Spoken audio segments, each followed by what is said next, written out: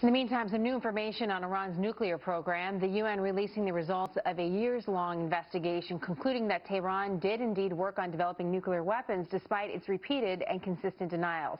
Mark Dubowitz is joining us, Executive Director at the Foundation for Defense of Democracies. Mark, nice to have you. The Associated Press says this: no previous IAEA report has so clearly linked Iran's past nuclear work to weapons development. What's the significance of this?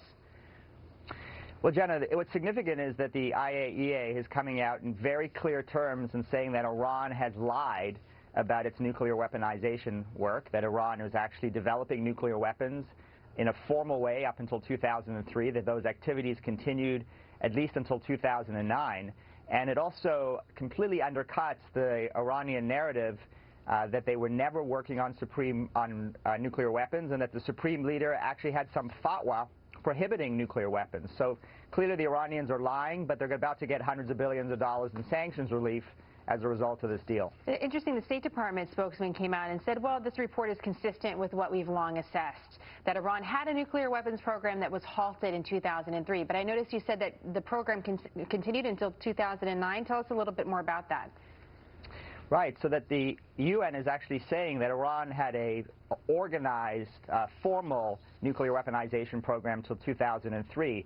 But then actually after the U.S. invasion of Iraq, the Iranians were so afraid that they were next that they broke up the structured program, and they had an unstructured program where they continued nuclear weaponization activities at least until 2009 and potentially beyond. And we don't know, because the IAEA is also saying that Iran was completely non-cooperative. They actually were stonewalling the IAEA, where they were not answering questions.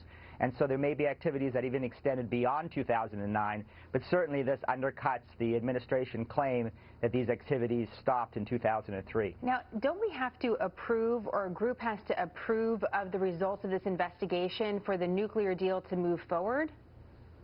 Jenna, it's unbelievable, but the answer is no. The way that the administration negotiated this deal, all the Iranians had to do was, quote-unquote, answer some questions, and then the IAEA is required to issue a report December 15th.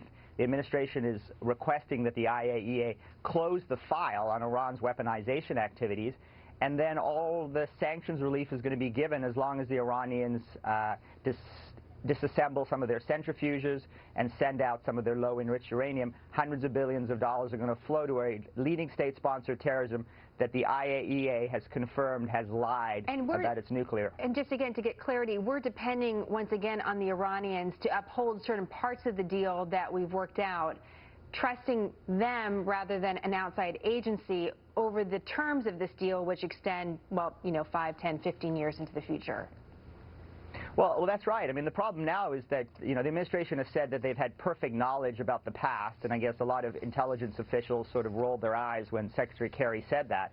The reality is that we often don't have good information about what the Iranians and other hard regimes are doing. And now looking forward, we're going to have to try and verify and enforce a deal against a regime that is engaged in decades of nuclear mendacity and continues to lie about its weaponization activities. It certainly doesn't suggest a good development for the future in our ability to enforce this deal. Just real quick, Mark, can anything be done with these results, which are new? Again, if you look at the Associated Press and where they characterize it, saying it's the most straightforward report we've had as far as the actual nuclear weapons program, can anything change? Congress needs to act. I mean, lawmakers need to pass legislation that makes it very clear that they do not believe that the file on Iran's nuclear weaponization activities is closed, and that it will remain open. And as a result of that, it will lay the predicate for future action under a future president for a U.S.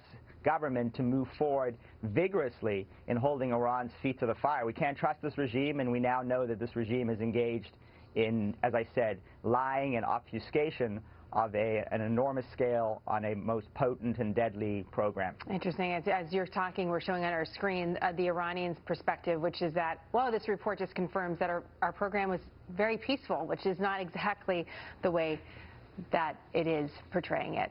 Mark, great to have you on the program. Thank you very much. Thanks so much, Jenna.